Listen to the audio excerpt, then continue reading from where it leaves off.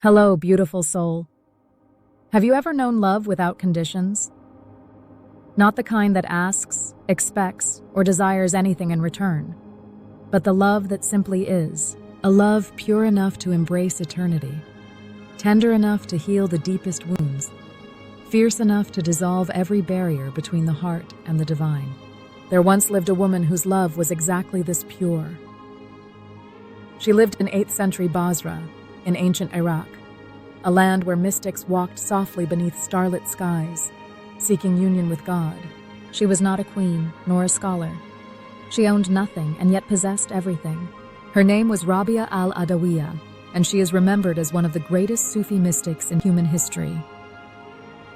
Rabia did not seek heaven nor fear hell. She sought only God alone. Today, we journey into the gentle fire of her heart. Today, we learn from the woman who taught the world how to love. Today, we meet the friend of God, a heart born in darkness, illuminated by love. Rabia was not born into privilege. She was born into poverty, her childhood marked by suffering and hardship. Sold into slavery as a child, she endured great sorrow and isolation. But it was in the depths of this darkness that Rabia discovered the most radiant light of all, the love of God. One night, while praying, tears streaming down her face, her heart whispered softly into the stillness, "O God, if I worship you out of fear of hell, cast me into it. If I worship you from hope of paradise, deny it to me. But if I worship you solely for your own sake, then withhold not from me your eternal beauty." From that moment, Rabia was never the same. She had discovered the secret. She had found the path of pure love, a love untainted by fear, untouched by desire, pure as the dawn. Rabia's revolution, loving God for God alone. In a world where religion often taught people to obey God from fear or desire, Rabia's love was revolutionary. She did not see God as a judge to be appeased or as a king to please with rewards and punishments. To Rabia, God was the beloved, the deepest, most intimate companion of her heart. She spent her days and nights immersed in prayer, not because she hoped for something in return, but because the prayer itself was her joy. Her devotion was not a duty, it was an ecstatic dance, an endless song of pure surrender. One night, Rabia was seen running through the streets of Basra, carrying a burning torch in one hand and a pitcher of water in the other. The people, confused, asked her, "Rabia, where are you going? What are you doing?" She replied softly yet firmly, "I wish to set fire to paradise and pour water on the flames of hell, so these two veils disappear, and people will worship God simply for the sake of God." With this powerful gesture, Rabia declared a love beyond reward and punishment, a love that saw only the divine, the friend of God, a life devoted to union. Rabia's days were simple yet profound. She lived humbly, refusing wealth and comfort, for she knew her true wealth lay in the eternal presence of her beloved. Yet her modest home became a sacred space. People from all walks of life, scholars, mystics, even kings, journeyed far to hear her wisdom. But when they arrived, Rabia offered them no elaborate teachings, no complicated philosophy. Instead, she offered love itself.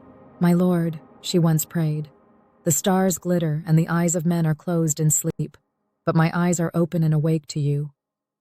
Her love kept her awake through the nights, her soul constantly yearning for union with the divine. In Rabia's world, separation from God was unbearable. Her soul longed always for that ultimate intimacy, the merging of the human and the divine heart into a single, endless heartbeat. She once whispered to God in prayer, "O God, I cannot live without you for even one moment. If you withdraw yourself from me, even for a breath, I would cease to exist." This was the love she embodied, a love so absolute that it became indistinguishable from her very being. Rabia's legacy, the purest love echoing eternally. Rabia left no books behind, wrote no poetry of her own. Yet her life itself became her teaching. She showed the world what pure, unconditional love truly is. It is not something we gain, it is something we give. It is not something we feel, it is something we become. She showed us that love, when truly pure, dissolves the boundaries between the lover and the beloved. When asked if she loved the Prophet Muhammad, she replied profoundly, "My heart is so full of love for the Creator that there is no room left to love or hate any creature."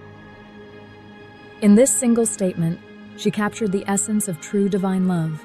It is infinite, boundless, all-consuming.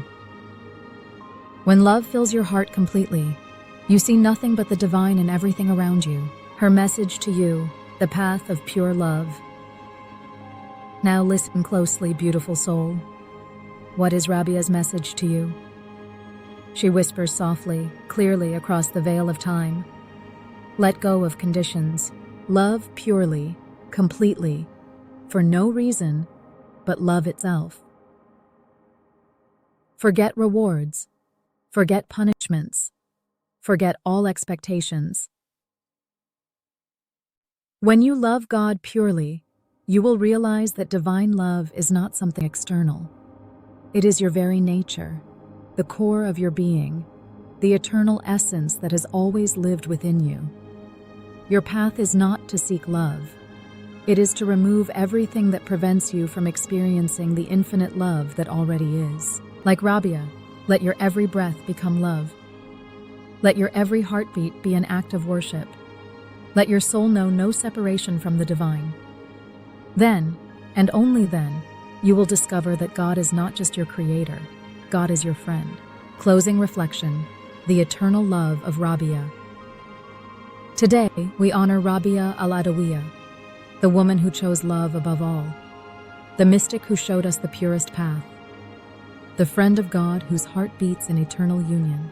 And until next time, may your love be as pure as Rabia's. May you find the beloved in every breath. May your soul forever know you and God were never apart.